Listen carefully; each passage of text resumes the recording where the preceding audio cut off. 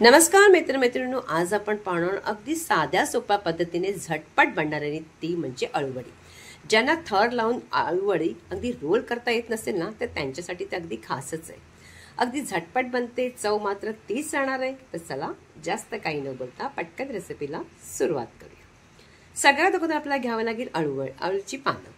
आता ही जी अळूची पानं दोन पद्धतीची असतात. एक वडीची असते, त्याबरोबर आपण जी भाजी बनवतो ती असतात. पण जी वडीची आहेत ना, ती पानं घेऊन यायची. स्वच्छ अगं तुम्ही हवा असला अगोदर धुवून घ्या किंवा नंतरही धुतली तरी चालेल. आता मी ते धुतलेली नाहीये. अगोदर त्याचा जाडसरचा देठ काढलाय. देठ काढल्यानंतर इथे ना अशा पद्धतीनं अगदी थोड्याशा शिराई असतात, जाडसरचा शिरा असतात, त्या सुद्धा अगदी व्यवस्थित आपण काढून घ्यायच्या. आता अशा पद्धतीने काढल्यानंतर आजूबाजूला सुद्धा अगदी त्या जाडसर असतील ना शिरा, त्या आपण काढून घ्यायच्या. म्हणजे आपल्याला जास्त त्यात अगदी शिरा तोंडात वगैरे येत नाही आणि आपल्याला कापायला आपल्याला सोपं जातं. तर याच पद्धतीने अगदी पातळ अशा हलकंसं चाकूच्या चुरीच्या साह्याने आपण त्याला काढून घ्यायचं. तर बघा आता व्यवस्थित शिरा निघाल्यात, छान असं आपलं पान रेडी झालेलं आहे. तर याच पद्धतीने आपण बाकीची पानं सुद्धा रेडी करायची. आता पानं अशा पद्धतीने शिरा काढल्यानंतर स्वच्छ धुवून घ्यायची आणि थोडीशी कपड्याने पुसून कोरडी करायची. नाही केलं तरी हरकत नाही, कोरडी नुसतं धुवून काढली तरी चालेल. आता इथे मी ना एक दुसऱ्यावर एक ठेवून असं 3 मतलब अगदी पानं ठेवले, कापून त्याला मधोमध अशा पद्धतीने त्याच्यावरती ठेवायची पानं आणि नंतर त्याला या पद्धतीने रोल करायचं. अगदी घट्ट असा रोल करायचा. इथे आपण वेगळ्याच पद्धतीने बनवतोय म्हणून त्याच मी ज्या पद्धतीने दाखवते त्या पद्धतीने करा, म्हणजे तुमची वडी पण अगदी झटपट होईल. आता याच पद्धतीने ह्याला अगदी व्यवस्थित कापून घ्यायचे. बघा छान अशी आपल्या अगदी लांबसर अशी पानं होतात. पण लांबसर झाल्यामुळे काही आपल्याला त्या वडीमध्ये काही फरक पडत नाही. तर अशा पद्धतीने कापून घ्यायची.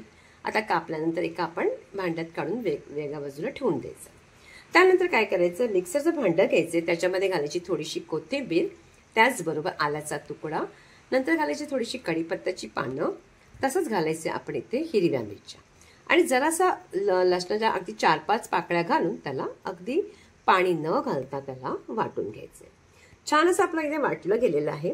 वाटल्यानंतर आपण त्याला काय करायचं, इथे ना त्याच्यामध्ये तो मसाला जो आहे ना तो त्याच्यात घालायचा. सगळा मसाला पुसून घालायचा. त्यानंतर कोथिंबीर जर असेल आणखीन तर ती सुद्धा त्याच्यामध्ये घाला. कोथिंबीर घातल्यानंतर जराशी घालायची त्याच्यामध्ये अर्धा चमचा अशी हळद, त्याचबरोबर आपण हिरव्या मिरच्या घातल्या, म्हणजे लाल तिखट थोडं कमी केलं तर हरकत नाही. त्याचबरोबर जरासं जिरं घालायचंय. नंतर याच्यामध्ये घालायचं थोडंसं गरम मसाला, त्याचबरोबर हिंग घालायचे. हिंग नक्की घाला, कारण आपण बेसनचा वापर करणार आहे. आणि त्याचबरोबर इथे मी ओवा सुद्धा वापरते, म्हणजे आपण बेसन असल्यामुळे ओवा सुद्धा वापरायचा. आता ओवाही घातला. त्यानंतर घालायचं आपण इथे तांदळाचं पीठ, 2 चमचे मोठेसे तांदळाचे पीठ घालायचे. 1 मोठा चमचा घेतलाय गुळाचे तुकडे करून. जास्त प्रमाणात जर तुम्हाला आवडत असेल जास्त गोड तर तुम्ही 2 चमचे टाकलं तरी चालेल. चवीपुरतं मीठ टाकायचं आणि चिंचेचा कोळ. चिंचेचा कोळ कसा करायचा, थोडीशी चिंच वाटीत मध्ये पाणी घालून ठेवून द्यायचं, म्हणजे अगदी चांगला कोळ निघाला की त्यात घालायचं, म्हणजे आपल्या जिभेला खाज येत नाही अळूमुळे. आणि 1 वाटी बेसन घ्यायचं, छान असं अगदी पाणी थोडंसं शिंपडून जितकं बेसन हवं असेल तितकं घालायचं. आता मला पूर्ण 1 वाटी बेसन लागले. त्यानंतर हलकं हलकंसं पाणी असं शिंपडायचं आणि सगळं अगदी आपण मिश्रण व्यवस्थित त्याला अगदी करून घ्यायचं, मिक्स करून घ्यायचं. बघा छान असं अगदी लिपलिपीत अगदी मस्त असं मऊसूत असं आपलं हे मिश्रण रेडी झालं. याच पद्धतीने करायचंय. का काय घट्ट मात्र करायचं, जास्त घट्ट केलं तर वडी मात्र घट्ट होईल.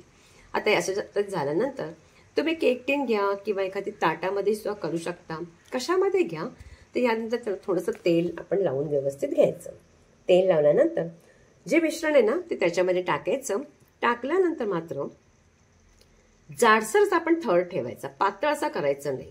अगदी व्यवस्थित आपलं हे मिश्रण झालंय, म्हणजे आपली जी वडी आहे ना अगदी मस्त बनणार आहे. कारण का इथे आपण इनो आणि कुठल्याही सोड्याचा वगैरे वापर करत नसतो, म्हणून आपण नुसती अशी त्याला बनवतो. म्हणजे बघा अशा पद्धतीने थोडासा जाडसरच आपण हा थर असा बसवायचा.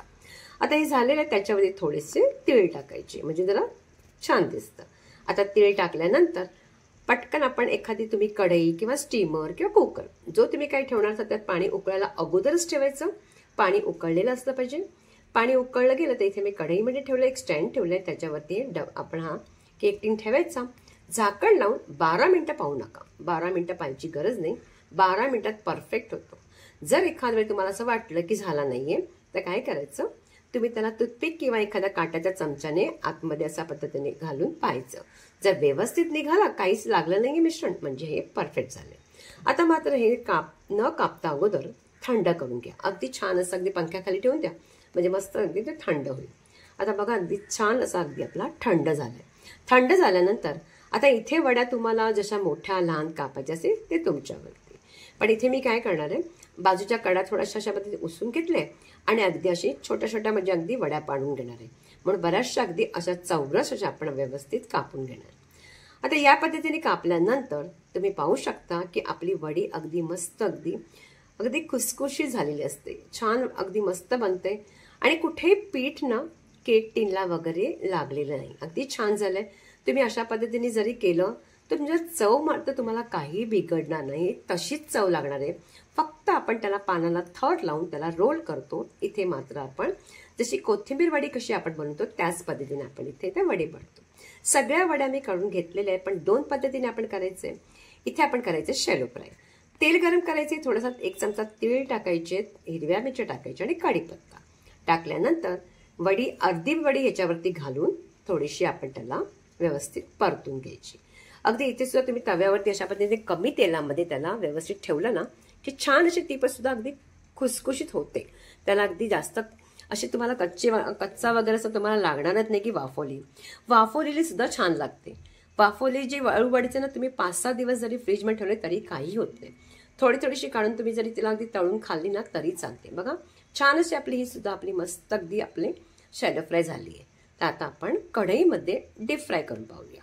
तेथे कढईमध्ये तेल चांगलं गरम करायचं, त्यात वड्या सोडायच्या, 2 मिनिटं थांबायचं आणि जरासं उलटपलट करायचं, म्हणजे दोन्ही बाजूने चांगलं अगदी खुसखुशीत छान असं झाला पाहिजे. म्हणून चांगलं त्याला उलट करायचं. बऱ्याच जणांना काय असतं की तळलेलं आवडतं, तर बरेच जण अगदी हेल्थ कॉन्शियस असतात, त्यांना म्हणजे तेलातलं खायचं नसतं, तर तुम्ही त्या पद्धतीने शॅलो फ्राय करून खाऊ शकता. शॅलो फ्राय ती नुसतं आपण वाफवून घेतो ना ते सुद्धा छान लागतं. कसंही तुम्हाला आवडतं त्या पद्धतीने तुम्ही करू शकता. बनवायला सोपं आहे, साधी सोपी पद्धत आहे, कुठे काही चुकणारही नाहीये की कधी पानं लावताना आपले पानं लागल्यानंतर रोल होत नाही, पानाचा थर लागत नाही. कधी पानं खाताना आपल्याला पानच लागतात तर त्याचं मिश्रण लागत नाही. अशा बऱ्याचशा अगदी अळूवडी करताना आपल्याला अगदी प्रॉब्लेम येतो. पण ह्या पद्धतीने केला तर तुमचा कोणताही प्रॉब्लेम काही येणार नाही. तर मस्त अशा आपल्या अळूवड्या अगदी छान तळूनही झालेल्या आहेत. दोन्ही पद्धतीने तुम्हाला दाखवल्या, तळलेल्या सुद्धा आणि त्याचबरोबर आपण ज्या शॅलो फ्राय केल्या होत्या त्या सुद्धा. तुम्हाला जी पद्धत आवडत असेल ना तर तुम्ही ती फॉलो करायची. आता बघा, आता ह्या वड्या आपल्या मस्त रेडी झालेल्या, फोडणी दिलेल्या आणि त्या बाहेरून आणण्यापेक्षा घरात बनवून खाल्लेल्या अगदी जास्त अगदी अप्रतिम लागतात. तर तुम्हाला एखादी ना त्यातमध्ये तुम्हाला मी तोडूनही दाखवते की आतमध्ये अगदी किती मस्त अगदी ती खुसखुशीत झालेली होती.